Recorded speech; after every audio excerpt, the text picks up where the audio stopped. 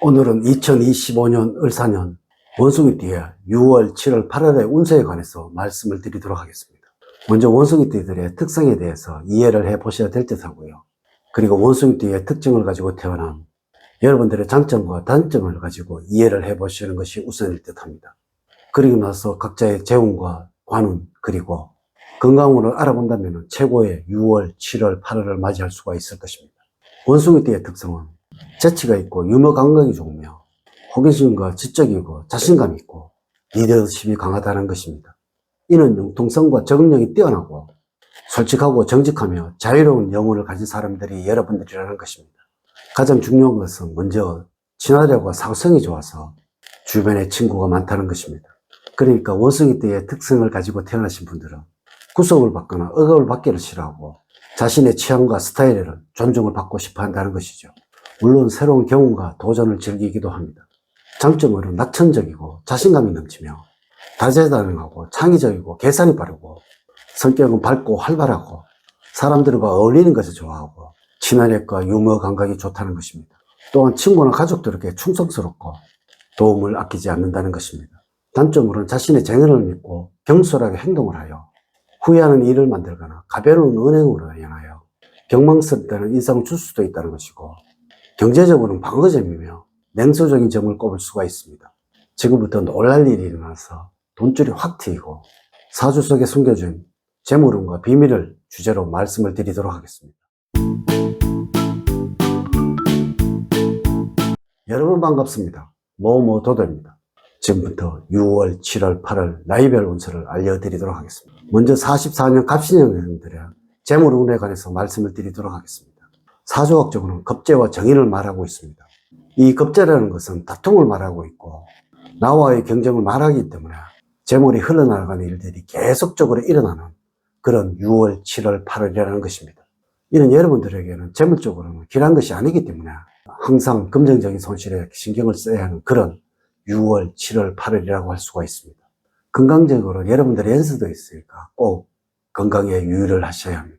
수면 부족이 쌓여서 자주 피로함을 느끼겠고 생활에 감퇴를 느끼게 되니 주의를 요합니다. 작은 일로도 신경이 날카로워지고 소화기 계통에는 신경성 질환이 생길 수가 있습니다. 만일 맥을 짚어보았을 때 속도가 매우 느리다면 폐, 쓸개, 비장의 원기를 보강을 해주어야 합니다. 열이 있거나 통증이 있는 경우 맥을 짚어보면 속도가 아주 빠릅니다.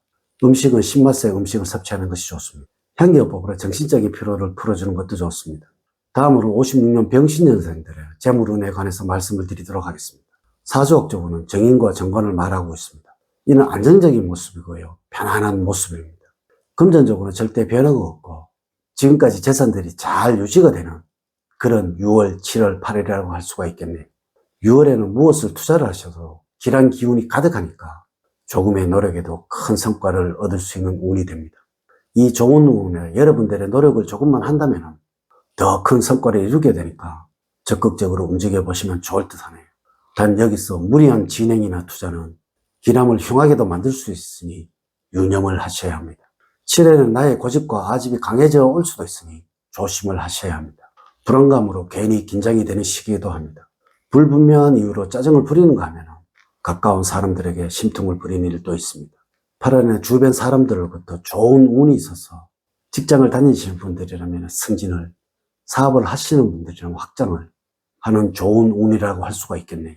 이는 기인으로부터 재물의 이득을 얻는다는 말이 되겠습니다. 투자에서는 적극적으로 향하셔도 될 듯 하고요. 단 애정운에서는 이별 수가 있으니 특히 조심을 하셔야 합니다. 다음으로 68년 무신년생들의 재물운에 관해서 말씀을 드리겠습니다. 사주학적으로는 정건과 정제를 말하는 그런 6월, 7월, 8월이라고 말을 할 수가 있겠네요. 이는 성취와 번영을 말하고 있는데요. 여러분들에게 경우는 금전운이 상상할 수 없을 만큼 쌓여가는 그런 6월, 7월, 8월이라고 할 수가 있습니다. 이래서 돈을 불려나가는 길이 있다면 적극적으로 투자를 해보는 것이 좋을 듯 합니다. 이때는 여러분들이 투자할 곳이 있다면 열정적으로 한번 투자를 해보시기를 제가 권해드립니다. 직장을 다니시는 분들은 직장 운으로 인해서 승진의 기쁨을 가질 수도 있고 이 기회를 잘 잡는다면 변화와 변동에 좋은 운이 들어오고 있으니까 적극적으로 움직여보는 것이 좋을 듯 합니다.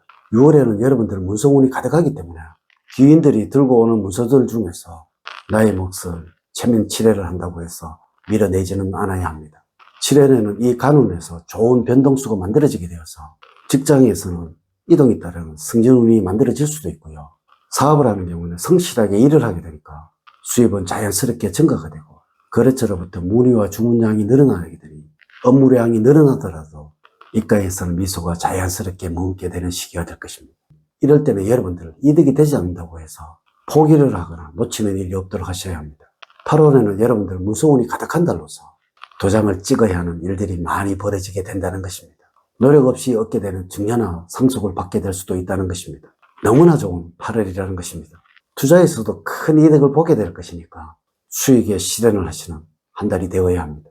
다음으로 80년 경신년생 분들은 변화와 변동에서는 흉왕과 기람이 함께하는 그런 6월, 7월, 8월이 만들어지겠네요. 사주학적으로는 정관과 상관을 말하는 재물운입니다.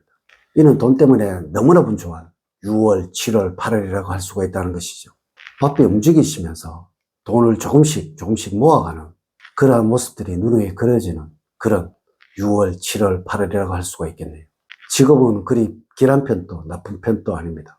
대신 여러분들이 어떠한 업무를 보실 때에는 문서라든지 금전 문제는 아주 철두철미하게 다루셔야지, 그렇지 않다면 이로 인해서 마음에 큰 상처를 받게 될 수도 있으니까 이 부분 꼭 명심을 하시고 직업에 대한 마음의 자세로 삼으셔야 합니다.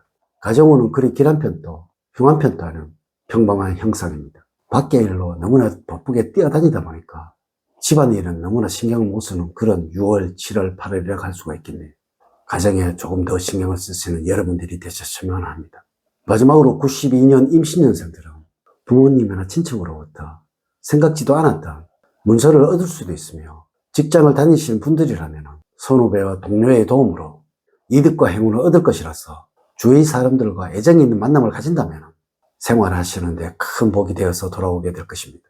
여러분들은 지금의 자리가 평생 직업이라는 생각으로 생활하시는 게 도움이 될 것 같습니다. 만약에 변화와 변동을 주게 된다면 어려움이 올 수도 있다는 것입니다. 자리의 이동이나 이직을 생각을 하신다면 무조건 참고 인내하시는 여러분들이 되셔야 합니다. 패기가 넘치는 여러분들은 애정운은 너무나 좋아서 어떠한 만남에서도 좋은 결과가 만들어질 것이고, 6월에는 남의 이야기를 듣고 현명한 모습을 보이게 된다면 좋은 기운이 들어오게 된다는 것입니다. 7월에는 지금 공부를 하고 계신 분들이라면 학업운은 그다지 좋지가 않습니다. 직장을 구하고 계신 분들이라면 처음이 아닌 두 번째에서 연락이 오게 될 것입니다. 8월에는 변화와 변동에 흉할 수 있어서 새로운 변화는 멀리 하는 것이 좋을 듯 하네요. 이럴 때는 여러분들은 무엇인가를 하려고 하지 말고 지키는 한 달이 되어야 합니다. 이렇게 제가 2025년 6월, 7월, 8월 원숭이 띠들의 운세에 관해서 말씀을 드렸습니다. 이제 이야기를 마치도록 하겠습니다. 저는 늘 여러분들 가정에 사랑과 행복이 넘치는 삶을 만들어 드리도록 노력을 하겠습니다. 오늘 긴 시간 시청해 주셔서 감사드립니다. 다음 시간에 더 좋은 영상으로 인사를 드리도록 하겠습니다. 감사합니다.